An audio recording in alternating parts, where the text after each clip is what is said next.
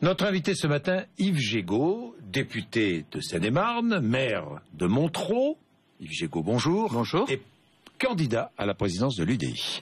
Bien, on va parler du centre en France, mais je rappellerai aussi que vous êtes l'auteur d'un livre paru au printemps qui a pour titre « Marine Le Pen arrivera au pouvoir, sauf si ». Vous allez nous dire ce qu'il y a derrière le « sauf si ». Marine Le Pen est prête à arriver au pouvoir, selon vous? Moi, je crois que Elle pourrait être au pouvoir en 2017? Ça reste improbable, mais ça devient possible. Et je pense qu'elle est déjà au deuxième tour de 2017.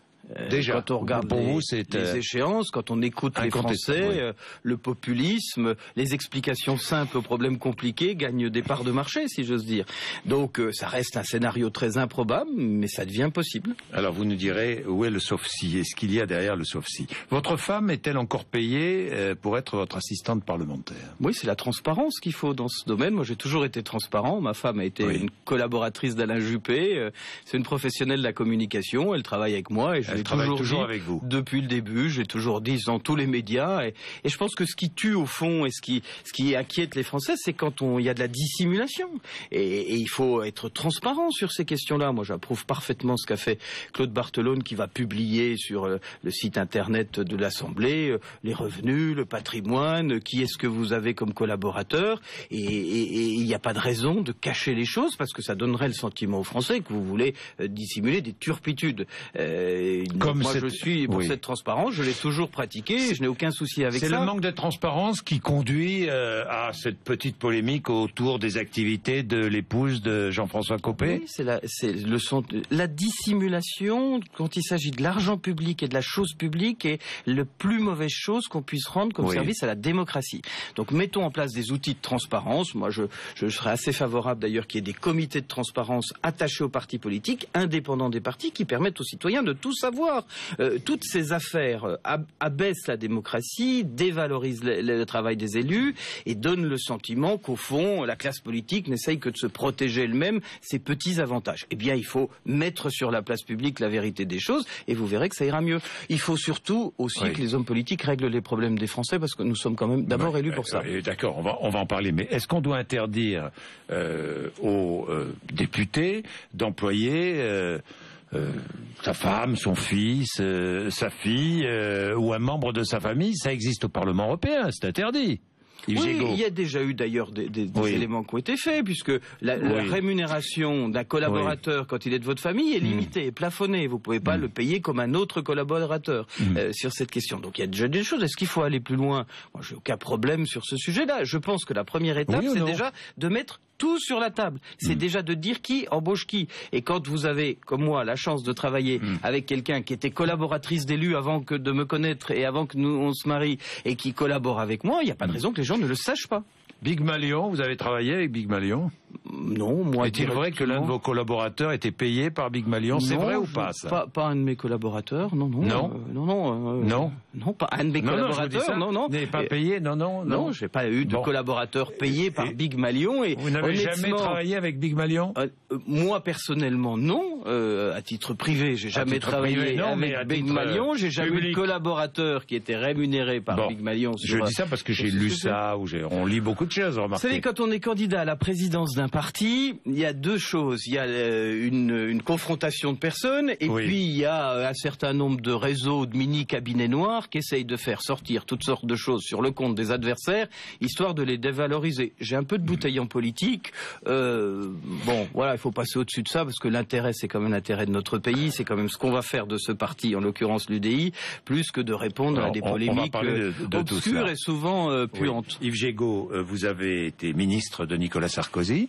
Oui, comme beaucoup de gens. Comme beaucoup de gens. Écoutez ce que m'écrit Florence, qui est une militante de l'UMP. Je suis ulcéré par le mépris et l'arrogance des dirigeants de mon parti. Vous avez été à l'UMP, oui, bien sûr. Yves Gégaud. Il est bien loin l'esprit du gaullisme. J'ai été élevé dans la rigueur. Malgré les embrouilles et les magouilles déjà des Pasqua, Garot, Juillet et Chirac, ils n'étaient pas des saints, mais ils n'étalaient pas leurs petits désaccords entre amis sur la place publique. Je suis écœuré d'apprendre tous les jours les turpitudes d'aujourd'hui. La fille d'une amie que je connais, qui travaille au secrétariat de l'UMP comme petite secrétaire, m'a raconté que Jean-François Copé est parti avec des documents comptables de la présidence de Nicolas Sarkozy. Bref, ce parti n'a jamais été blanc-bleu, mais avant on y mettait la forme. Quand je vois ce qui se dit, ce qui s'écrit, quand je vois Rachida Dati se répandre dans la presse, répandre sa haine, quand je vois Nadine Morano faire la même chose, eh bien, j'ai déchiré ma carte. Nous sommes d'ailleurs un petit groupe d'une dizaine de militants à avoir déchiré notre carte. Vous allez les accueillir, tous ces militants déçus de l'UMP, Yves Gégaud, à l'UDI. L'analyse qui était celle de Jean-Louis Borloo.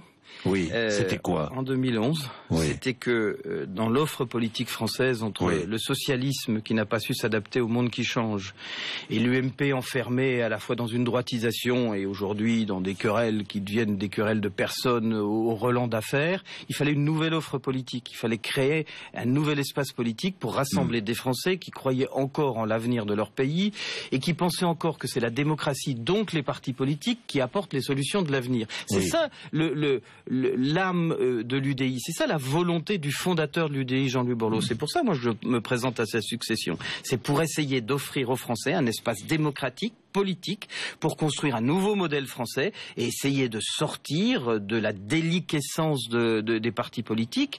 Entre des socialistes incompétents et des UMPistes inconséquents, je pense qu'il faut reconstruire quelque chose. Je ne sais pas si nous y réussirons. Je constate que la situation du pays et le rejet de la classe politique dans son ensemble, elle est majeure, mais je sais que c'est la seule voie. C'est la seule voie dans une démocratie pour y arriver. Je ne sais plus comment voter, dit cette dame de 75 ans. Mais elle n'est pas seule. Je ne sais plus que faire. Elle n'est pas seule. Quand vous voyez ce qui se passe à l'UMP, vous avez été membre de ce parti. Ça vous fait mal ? Yves Gégaud, ça vous fait mal. Maintenant, vous avez tourné la page de l'UMP. D'abord, j'en suis parti. Vous êtes surpris? J'en suis parti pour un certain nombre de raisons. D'abord, des raisons de fond, idéologiques. Je ne partageais plus des dérives... Avec Nicolas Sarkozy, avec l'UMP, au moment où j'ai quitté l'UMP. Et puis, j'en suis parti aussi parce que l'UMP était devenue une juxtaposition d'écurie présidentielle où, au fond, le parti n'agissait qu'en fonction des intérêts des uns et des autres dans les prochaines échéances. Et que je considère que dans l'offre politique, la base, c'est qu'est-ce qu'on va faire de la France, c'est le projet. C'est ce que je porte avec Chantal Joanneau à l'UDI. C'est on veut d'abord travailler sur un projet. Qu'est-ce qu'on va offrir aux Français pour leur avenir, plutôt que de savoir quel est le casting. Eh bien, on en voit toutes les limites. Et oui, je suis malheureux. Oui, je ne reconnais pas l'UMP. Oui, je pense que l'UMP est à l'agonie. Et oui, je voudrais mettre un peu d'énergie pour construire une nouvelle offre politique, parce que je considère qu'il n'y a dans une démocratie que la voie politique pour s'en sortir par par les canaux républicains. Oui, avec des alliances électorales futures, peut-être avec l'UMP ou à gauche aussi. Pourquoi pas, Yves Gégaud? Pourquoi pas? Vous êtes ouvert à tout. Moi, je suis ouvert à ce qu'on apporte des solutions aux Français qui attendent de nous qu'on change le modèle. C'est ça le sujet. On va en parler. Tiens, soyons concrets. Hier, parce que vous défendez je ne vais pas appeler le Made in France. Vous, c'est l'origine France garantie, Yves Gégaud. Mais vous vous retrouvez avec Arnaud Montebourg sur ce terrain-là. C'est une belle idée, mais j'ai l'impression que ça n'avance pas beaucoup, cette idée du fabriqué français, ou du fabriqué en France. Vous savez, ma grand-mère disait... grand diseux, petit faiseux. Je crois qu'Arnaud Montebourg, malheureusement, il a des orientations, volontarisme, une envie patriotique qui est intéressante, mais derrière, ça se traduit par rien ou pas grand-chose. D'abord, ça se traduit par beaucoup de chômage. Quand on est ministre du redressement productif depuis 2 ans et qu'il y a 500 000 chômeurs de plus, on ne peut pas dire que ce soit une réussite. Tous les indicateurs, il y a encore des chiffres qui sont tombés hier, production industrielle en baisse, enfin c'est une catastrophe économique.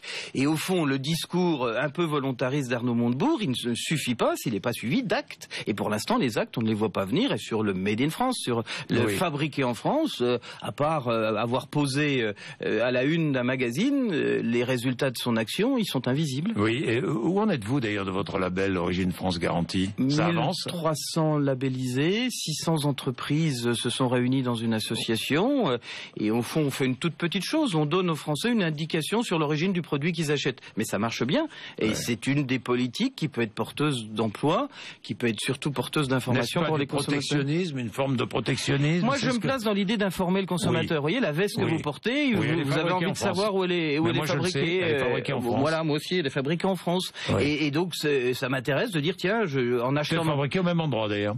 C'est possible. Pas possible. C'est bien possible. Parce que en achetant un produit fabriqué en France, il me plaît, je peux me l'offrir et en plus je donne du travail à des Français. Donner une information aux consommateurs, c'est déjà un levier pour la croissance. C'est pas grand-chose. Moi, j'ai fait ça à titre privé dans une association de chefs d'entreprise. Mais la politique du gouvernement, elle tape à côté de la cible nécessaire. Qu'est-ce qu'elles demandent les entreprises aujourd'hui ? Moins de charges ? Et qu'on libère leur capacité à produire, qu'on desserre les contraintes, notamment les contraintes du Code du travail. Je ne retrouve rien dans ces deux demandes des entreprises, dans aucune des déclarations du gouvernement. Je vais revenir sur le pacte de responsabilité, quand même. C'est un effort.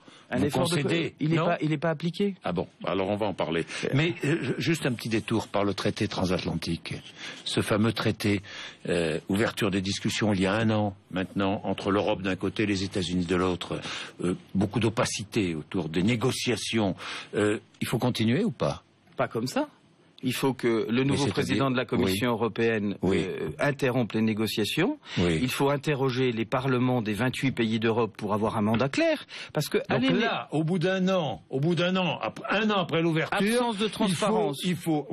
Donc vous demandez à ce que on interrompe les négociations.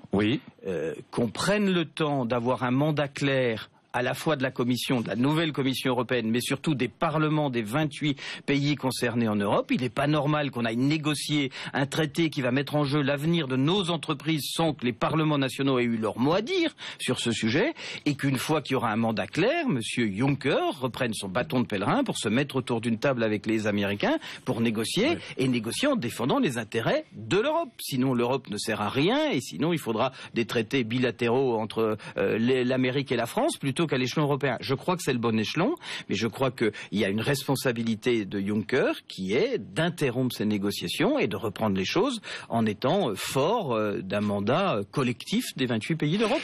Vous ne pouvez pas faire les choses dans le dos des nations, c'est pas possible. Yves Gégaud, on parlait du pacte de responsabilité, vous dites qu'il n'est pas appliqué pour l'instant. Non. Bon, 40 milliards d'aides aux entreprises, d'après ce que dit le gouvernement. Vous ne les voyez les pas ? seules baisses des charges depuis l'arrivée de ce gouvernement, c'est le fameux CICE, le CICE. Dont les entreprises ont consommé 12 milliards de baisses. Tout le monde disait, le rapport gallois, tous les rapports disaient il faut au minimum 20 milliards. Dans le pacte de responsabilité, François Hollande avait dit la main sur le cœur, j'irai à 30 milliards.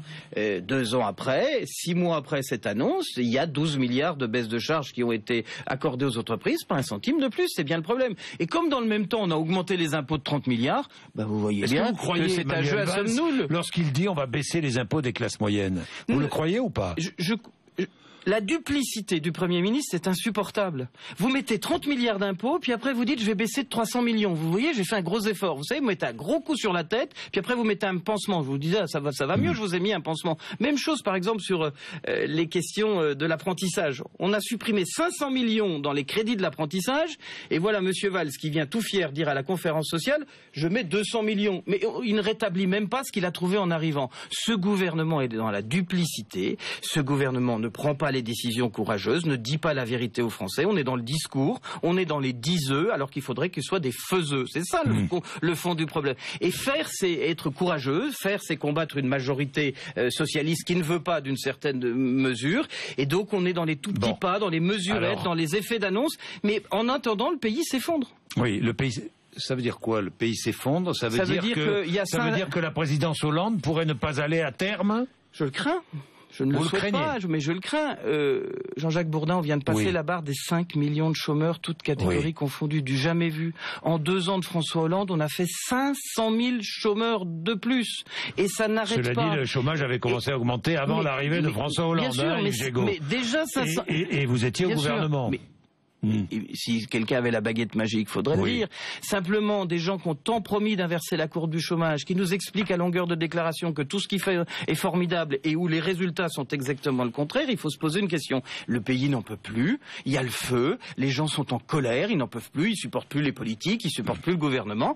Et effectivement, moi je crains, je ne le souhaite plus pas. Les politiques, vous les autres. Mais bien sûr, mais évidemment, mais vous pensez que je suis différent des autres, vous pensez que je fais partie du lot et on est dans le même sac, et c'est Marine Le Pen d'ailleurs qui utilise cette haine du politique à son profit. Et il faut qu'on ait conscience de ça. Et qu'est-ce qu'on peut faire? C'est ça la question. Eh bien moi je voudrais, avec un parti politique qui s'appelle l'UDI, qui est un parti indépendant, offrir un nouveau modèle, dire aux Français, on va pas commencer à vous parler de celui qui sera Miss France 2017 ou Mister France 2017, on va vous parler du projet. On va vous expliquer ce qu'on veut faire pour la France. Comment changer l'école, comment changer l'organisation territoriale, comment refondre le modèle social. À une réforme territoriale, je suis favorable à une réforme, mais qui n'est pas simplement un arrangement entre socialistes sur le dos des régions. À une réforme qui a des ambitions, qui a des objectifs. À la réduction du nombre de régions. Je vais vous dire, la suppression des conseils généraux. Globalement, je suis favorable à beaucoup de choses que dit le gouvernement. Ce que je constate, c'est qu'il ne les met pas en œuvre et que sa méthode est une méthode du petit pas et du pansement, alors qu'il faut des médicaments, voire de la chirurgie pour soigner la France. Et donc, avec l'UDI, nous voudrions bâtir ce projet de refondation du modèle français, dire aux Français, il y a une voie politique qui est possible, il y a des hommes et des femmes qui ont une histoire et un passé, mais qui sont prêts à s'engager pour essayer d'apporter des solutions à notre pays, et mobiliser des Français pour y arriver. Si on ne le fait pas, il restera quoi? Marine Le Pen. Oui. Mais Yves Gégaud, vous êtes candidat à la présidence de l'UDI, vous dites petit parti, encore. 21 mois d'existence, on a gagné un tiers des villes au municipal, on a fait 10% aux européennes. C'est une bonne base. C'est quoi mon rêve? Non, mais je vous dis ça parce que petit parti, mais beaucoup de candidats à la présidence. Jean Arthuis, Jean-Christophe Lagarde, Emmanuel Pascoviel, Hervé Morin, Jean-Christophe Fromentin et vous-même avec Chantal Joanneau. Et il y aurait qu'un candidat. La politique, non. Mais il y aurait qu'un candidat. Vous diriez petit parti, vous n'avez pas de leader. La politique, c'est que ça. Moi, je voulais pas qu'il y ait d'élection. J'ai essayé de faire en sorte qu'on s'entende avec les uns et les autres, qu'on fasse une sorte de présidence tournante, qu'on soit raisonnable, qu'on ne se coxe pas en public, qu'on ne sorte pas des affaires fétides pour mettre l'autre en cause. Ça commence parce que je sais ce qu'est la vie politique.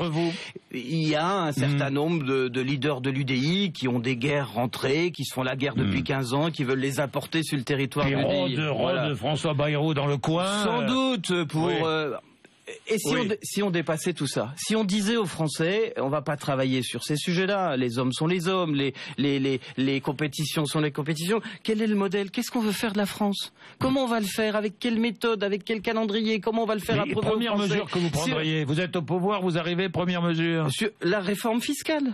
On ne peut pas garder 750 impôts alors qu'il y en a 25 en Allemagne. On ne peut pas continuer d'avoir une fiscalité qui prive les Français de pouvoir d'achat, qui prive les entreprises de compétitivité et qui ne rapporte plus assez à la chose publique. Il faut 2-3 grandes réformes sur lesquelles il faut faire, une fois élu à la présidence de la République, celui qu'il sera, il faut qu'il propose aux Français un référendum d'approbation d'un agenda et qu'il mette en œuvre ces réformes. Et puis si les Français refusent le référendum, je vais vous dire, le président de la République qui serait élu en 2017, si les solutions qu'il propose ne sont pas retenues, il faut qu'il s'en aille. Parce que c'est ça la dignité politique, c'est de dire c'est pas mon mandat avant tout, c'est l'intérêt du pays. Et si vous ne voulez pas des solutions que je vous propose, eh bien moi, élu de vous, de la nation, je m'en irai. Yves Gégaud, merci. Il est 8h55, merci d'être venu nous voir ce matin.